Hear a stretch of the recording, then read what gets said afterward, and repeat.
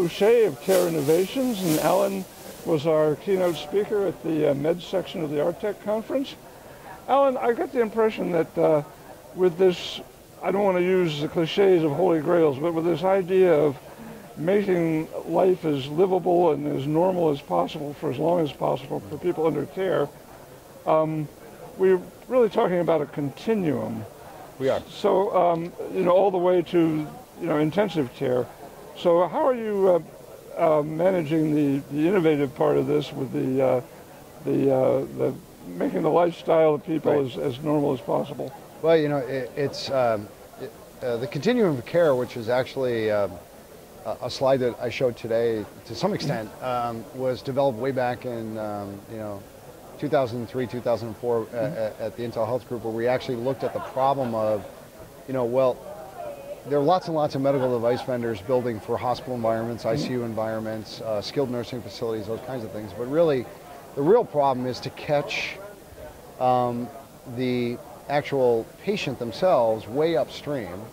If you interview patients in varying degrees of either disease progression or, frankly, age, the number one preference that they have is to, can I manage my disease in my home surrounded by the people who actually love and care for me, right? And so that's been the challenge, is can you put the right tools and technologies in place so that they can actually live effectively and independently. But what we're doing here is we're seeing an intersection of what was considered consumer electronics with much more technically oriented, embedded and focused, dedicated electronics. Right. At some point these things come together.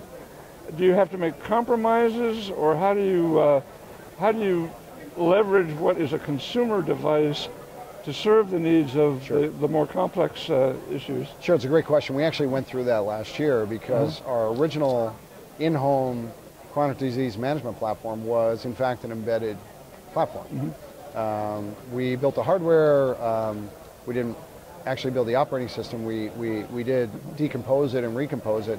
But the application, all of the peripheral interactions, all the chamber testing went out, all the software Q&A, hardware Q&A, verification and validation. When we migrated to a commercial off-the-shelf, not necessarily a CE device, but a standard tablet, we did that because that's actually what customers were asking us for, right? They wanted better performance, lighter weight, the ability to pick it up and move it, take it with them. But on the same token, you had to, none of the other things that the FDA would expect of a device vendor were suddenly, lifted from me because we went in that direction. I had, in fact, more stringency in the architecture design, the subsystem designs, the software Q&A, the combinatorial testing between the medical devices and the commercial off-the-shelf platform, and really all of the stringent expectations of the FDA around data interaction between devices and the application, data integrity, security and privacy. All of those things remain the same.